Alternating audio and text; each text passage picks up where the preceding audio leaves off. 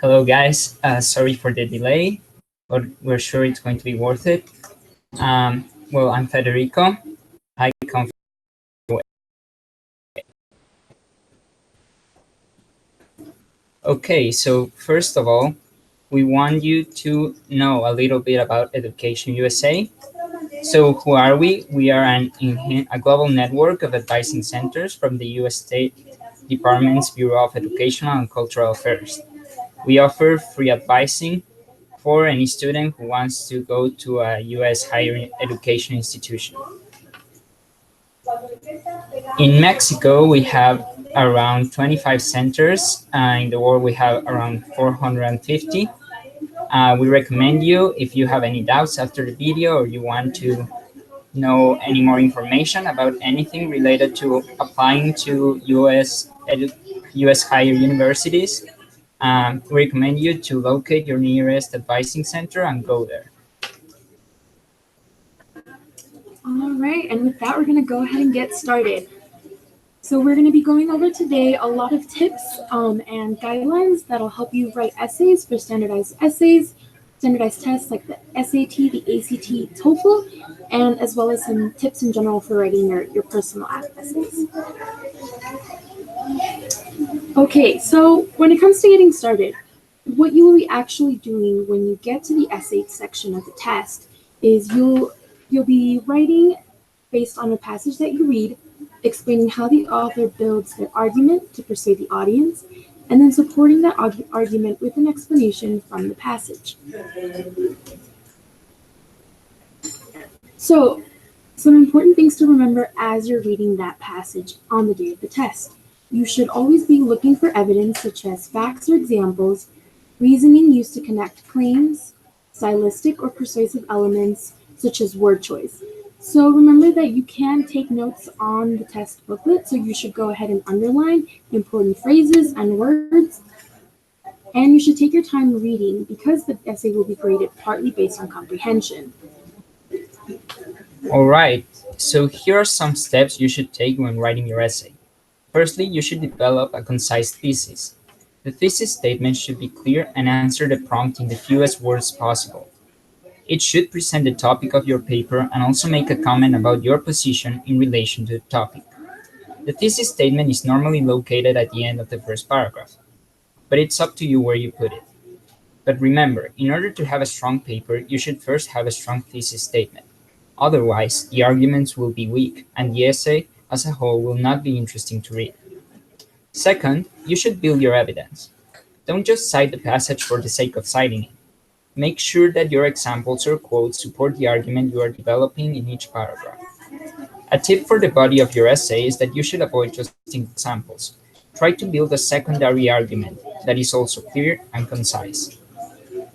Finally, you should finish the paragraph with a strong conclusion. The conclusion is usually what the reader will remember the most, so you should end on a high note. Now, you should not simply summarize your claims. Think of it as the closing argument that ties all the paragraphs of the essay into one concise piece of writing. Alright, so now let's talk about the essay structure. An essay is usually comprised of an introduction, a body, and a conclusion. It is essential that in the introduction, which in standardized tests should be no longer than one paragraph, you include your thesis statement. You want the reader to know what the essay is going to be about from the very beginning. Additionally, think of the introduction as a kind of mini outline for the essay, where you will walk the reader through some of the points you will discuss later, but without going in depth. The first sentence of your introduction should have a hook in order to capture the reader's attention and make them interested in the essay. You should be able to end with a transition into the body paragraphs. Otherwise, the paragraphs will appear to be independent and the essay will lose cohesion. All right, so now that we've gone over the basic structure to an essay on a standardized test, we're going to go over how to write a good thesis. So a good thesis is really the foundation of any good essay.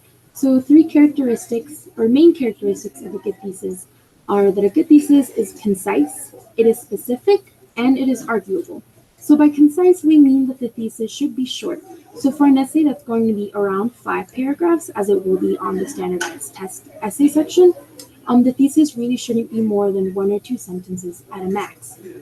Specific, by this we mean that the thesis should deal with a narrow and focused topic. And by arguable, we mean that someone knowledgeable in the topic you are writing about can disagree with your thesis statement. So in the case for standardized tests, when we mean for a thesis to be arguable, we simply mean that someone who has read the same passage you just did should be able to read your essay and disagree with your thesis. Okay, so let's go into how to construct and how to go about making your actual thesis. So we're going to go over some examples of sample thesis statements, but as we go into these, remember that a strong thesis is critical to your paper because it is essentially a plan for your entire essay. If your thesis is well constructed, it will be a lot easier to write a high-scoring essay. So in your thesis, you're going to state what the purpose of your essay is, and this purpose should be to promote some strong academic argument. So the following are 2 examples of thesis statements. Thesis statement A reads, "In this essay, I will examine 2 scholarly articles to make a comparison." Thesis statement B reads, "In this essay, I will argue that Bowler's autocratic management styles, when coupled with Smith's theory of social cognition, can reduce the expenses associated with employee turnover." So next we're going to go into comparing these thesis statements and discussing their merits and drawbacks. All right, so let's compare these thesis statements. The statement A is concise, but that's about it. It is neither specific nor arguable, because it leaves the reader wondering too many things like, which scholarly articles, what is the topic of this paper? Also, the purpose of the paper, to examine, find similarities and difference, is not of a scholarly level. Identifying similarities and differences is a good first step, but strong academic argument goes further, analyzing what those similarities and differences might mean or imply.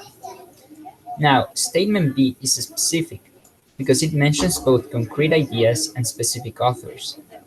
This statement is also arguable because the student goes beyond merely comparing 2 articles to drawing conclusions from that comparison.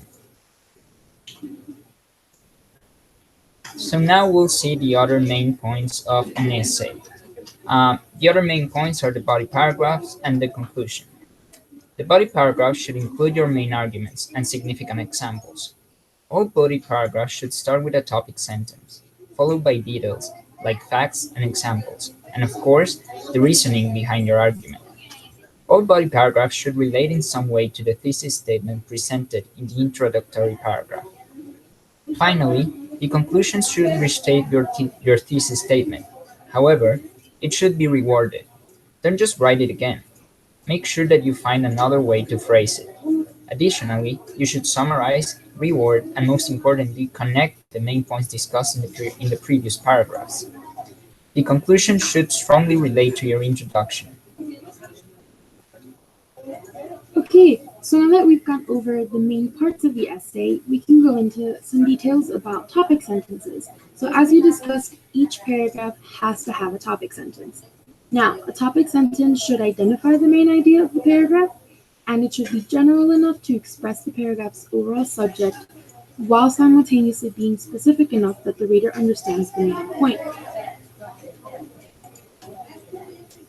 Okay, so some additional tips for writing topic sentences.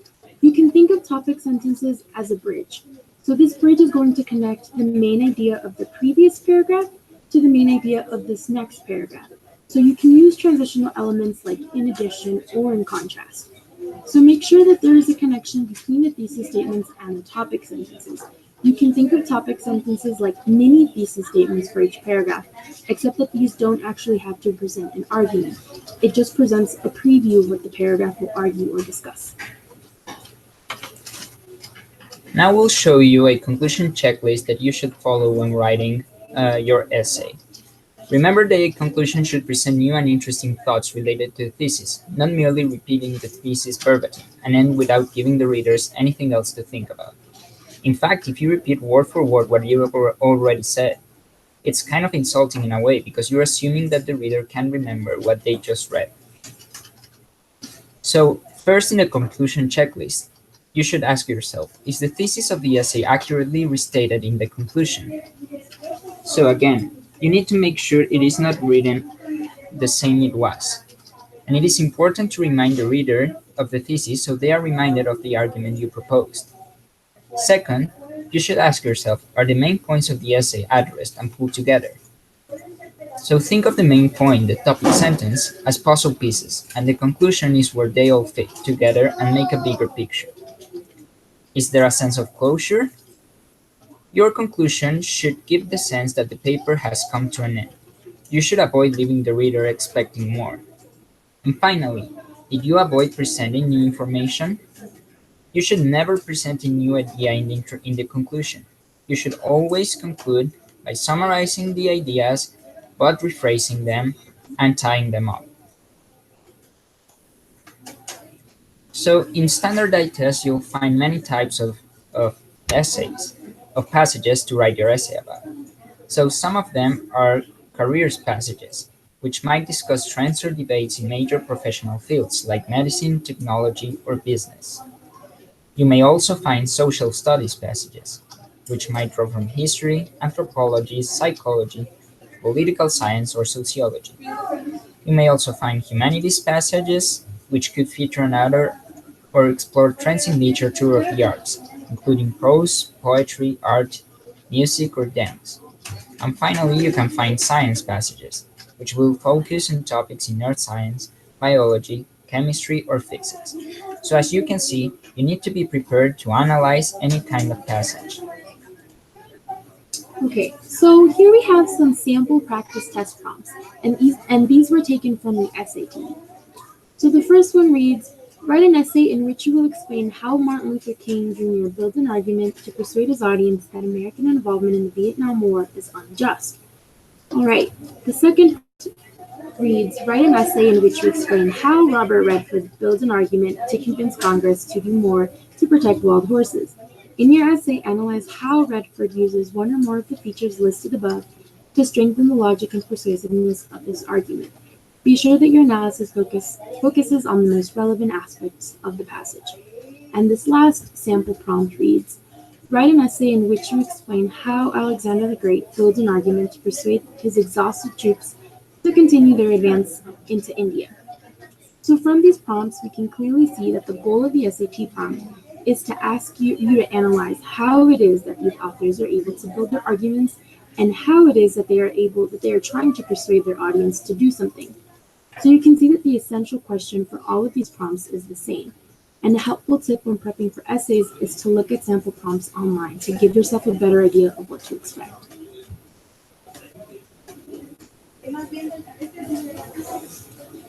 Okay, so some strategies for writing timed essays.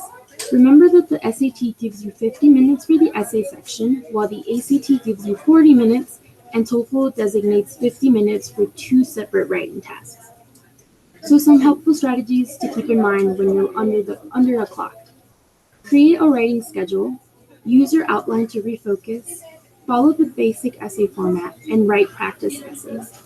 So when we say schedule, we don't mean that you have to write something on paper. You can make a mental schedule for yourself. For example, you can dedicate 5 to 10 minutes to reading the prompt and making an outline for your essay on scrap paper. About 30 to 35 minutes to actually write your essay, which leaves you with approximately 5 to 10 minutes to proofread your work. On the day of the test, when the timed essay section begins, look at the clock on your watch to remind yourself that you should be finished making your outline within 10 minutes of that time. Then, before you start to write your essay, glance at your watch and remind yourself that you should be finishing up approximately 35 minutes from that point to give yourself enough time to reread at the end. So, a mental writing schedule is really helpful because it can keep you from running short on time and having to rush to finish. So, an outline is also very helpful because it keeps you organized and on track with your ideas, and it also keeps you from forgetting to include any important points or details. And we'll go into how you can make an outline later on. The basic essay format that we're referring to here is 4 or 5 paragraphs, and this is really the best template to use for the kind of essay you'll be writing on any standardized exam. And lastly, the most effective way to remember any and all of these tips while completing the essay section on the day of the exam is to practice them ahead of time. When starting your practice essay, check your watch to get an idea of how quickly you have to work to read the prompt and finish an outline in 10 minutes or less. After practicing a few times, you'll start to develop a rhythm for your essay writing that allows you to adhere to your schedule and finish your thoughtful reading. All right, so we've already talked about the importance of making an outline before you start writing. Here you can see a basic outline template for an outline. Normally, standardized tests will ask you to write around 5 paragraphs, though you could write 4. So let's take a look at this format. In the first paragraph, which is the introduction, you should state the thesis and summarize evidence and reasoning. Now, paragraphs 2 to 4 are your body paragraphs, in which you should explain the first, second, and third reason of um, that support your thesis statement. Now, you should be able to write 3 paragraphs. However, it is preferable to write 2 strong body paragraphs if you feel that you will not have time to make a third strong body paragraph. So you should focus on writing the first 2. Always consider quality before quantity.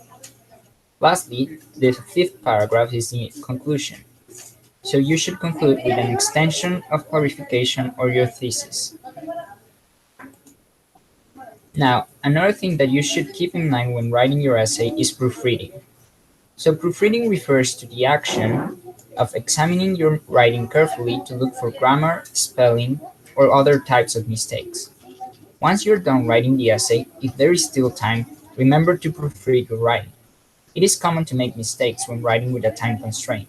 Thus, it is important to go back and look for mistakes. While your essay will be mostly graded for content, that is, for how well you were able to develop your ideas in the essay, grammar mistakes look sloppy and can take away from a higher score.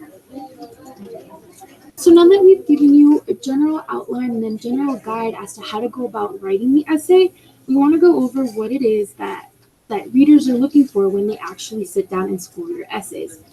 So when it comes to the SAT, they're looking and they're grading for 3 main categories: reading, analysis, and writing.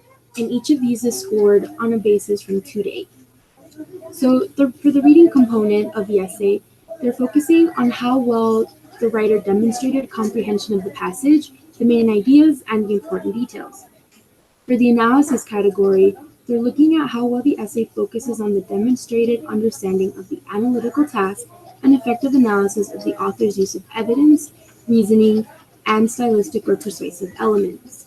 And lastly, the writing category grades for the component of the essay that focuses on communication of information and ideas in a structured, cohesive manner, using precise language and a variety of sentence structure, showing a command of the conventions of standard written English. So for your SAT essay, there's 2 different people that will be reading and scoring your essay, and each score awards the essay a score from 1 to 4 for each category.